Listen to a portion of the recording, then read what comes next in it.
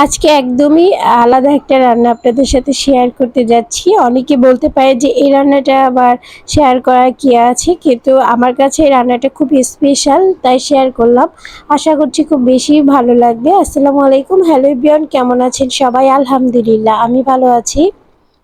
আশা করছি আপনারা যে যেখানে আছেন আলহামদুলিল্লাহ ভালো আছেন, সুস্থ আছেন। তো রান্নাটা করার জন্য প্রথমে আমি এখানে হাফ কাপের মতো পেঁয়াজ দিয়ে দিচ্ছি আর গরম মশলা দিয়ে দিয়েছি, দারচিনি, এলাচ, লং, গোলমরিচ আর তেজপাতা দিয়ে দিয়েছি। আর এখন পেঁয়াজটা একটু নরম হয়ে আসার পর বাটা মশলা হিসেবে জিরা বাটা দিয়ে দিচ্ছি 1 চামচ, আর ধনিয়া বাটা হাফ চা চামচ, আর আদা বাটা হাফ চা চামচ, রসুন বাটা 1 চা চামচ। তো সামান্য কষিয়ে নেওয়ার পর আমি হালকা পানি দিয়ে দিচ্ছি আরও কষিয়ে নেওয়ার জন্য।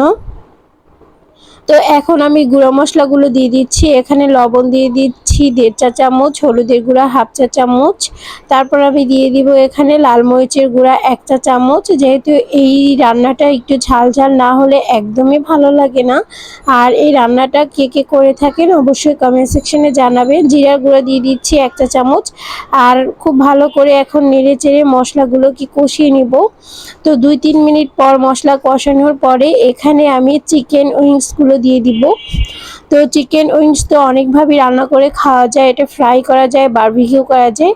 তো আমি স্পেশালি এভাবেও রান্না করে খেয়ে থাকি, আমার কাছে খুব বেশি ভালো লাগে। তো এই জন্যই রেসিপিটি আপনাদের কাছে শেয়ার করা। তো এই চিকেন উইংসগুলো আমি সুন্দরভাবে পরিষ্কার করে রেখে দিয়েছিলাম। আর এই পর্যায়ে আমি এগুলোকে একটু কষিয়ে তারপর রান্না করে নিব। আর এই পর্যায়ে দিয়ে দিচ্ছি আর মশলার সাথে ভালোভাবে কষাতে হবে। যত ভালোভাবে কষানো হবে রান্নাটার টেস্টটাও কিন্তু তত ভালো আসবে। তো এবার ভালোভাবে কষিয়ে নিচ্ছি।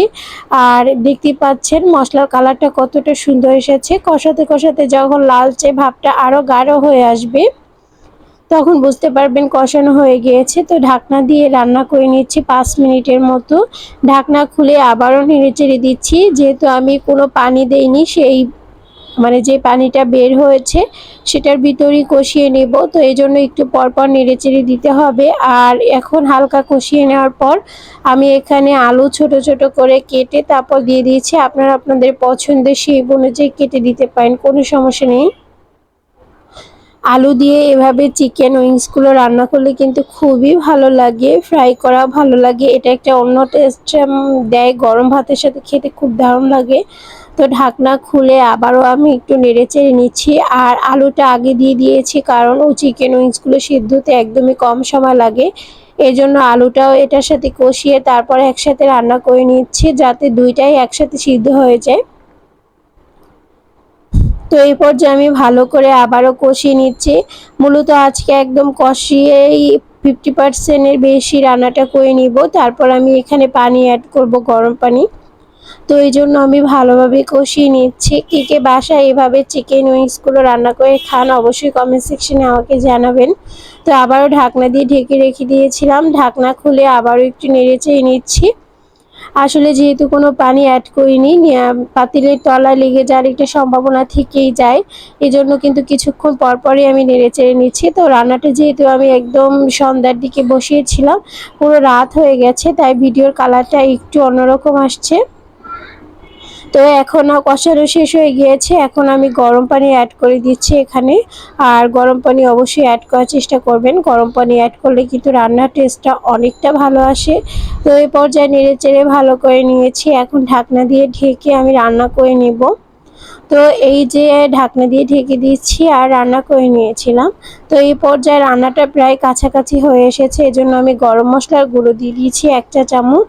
এটা সুন্দর একটা ফ্লেভার দিবে। আসলে গরম মশলাগুলোতে আমি আগে ব্যবহার করেছিলাম গোটা, আর এখন গরম মশলার গুঁড়োটা দিয়ে দিয়েছি। আর আমি তেজপাতাটা এখন তুলে নেব কারণ এটার কাজ শেষ হয়ে গেছে। আসলে তেজপাতাটা যখন কাজ শেষ হয়ে যায় তখন তো আমরা তুলে ফেলে দেই। তো এ পর্যায়ে এটাকে তুলে ফেলে দিচ্ছি, এটার প্রয়োজন নেই। যতটুকু ফ্লেভার বের হয়ে গেছে। তো আবারও একটু নেড়েচেড়ে নিচ্ছি। আর রাতের কারণে কালারটা কিন্তু ঠিকঠাক আসছে না, তো ঢাকনা দিয়ে ঢেকে রেখে দিয়েছিলাম। আর এই যে রান্নাটা একদম কমপ্লিট হয়ে গেছে। কেমন লেগেছে আজকের রেসিপি অবশ্যই কমেন্ট সেকশনে জানাবেন। ভালো লাগলে লাইক শেয়ার কমেন্ট করে পাশে থাকার চেষ্টা করবেন। যারা ইউটিউব থেকে দেখছেন তারা সাবস্ক্রাইব করতে পারেন, যারা ফেসবুক থেকে দেখছেন তারা ফলো দিয়ে রাখতে পারেন। নেক্সট ভিডিও দেখার আমন্ত্রণ জানিয়ে এখানে বিদায় নিচ্ছি। আল্লাহ হাফেজ।